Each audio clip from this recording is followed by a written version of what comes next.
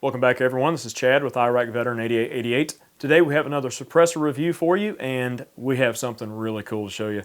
This is the HUXWRX Flow 556K. This is a killer new can from HUXWRX. If you guys aren't aware, these suppressors are metal 3D printed, or more properly, they're sintered using DMLS technology.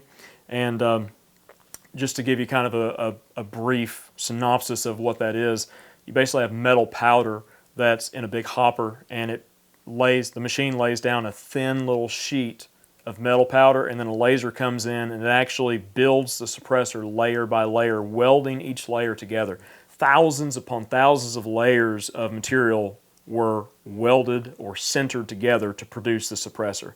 It's just a really neat concept that's becoming more and more common in the industry. It seemed like science fiction just a few years ago, but it's a really great little can, and don't let the size fool you. All right, this thing comes in at 5.5 inches in length, 11.8 ounces with just the suppressor. You add the included mount to that, you're going to be right over 15 ounces. It's made out of 17.4 stainless steel, and it's a little bit larger than a typical rifle suppressor at 1.6 inches. But HUXWRX did go back to the drawing board a bit, because DMLS technology allows for more complex designs to be utilized that really you can't do with traditional manufacturing on normal machines like mills and lathes and mill turns and things like that. One turnoff for a DMLS suppressor is the cost. These do cost more to manufacture, therefore they're going to be more expensive on the street than a traditionally manufactured variant. Also, the life of the suppressor, okay?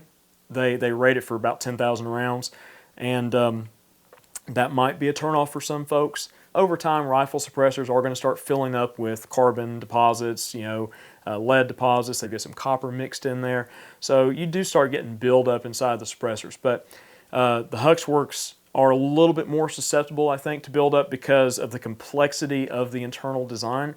And HUXWRX did say that this can does outperform their original 556K suppressor, which is traditionally manufactured. We do have one of those in inventory, and I was able to meter them side by side, and I can say that the Flow does outperform the standard can ever so slightly.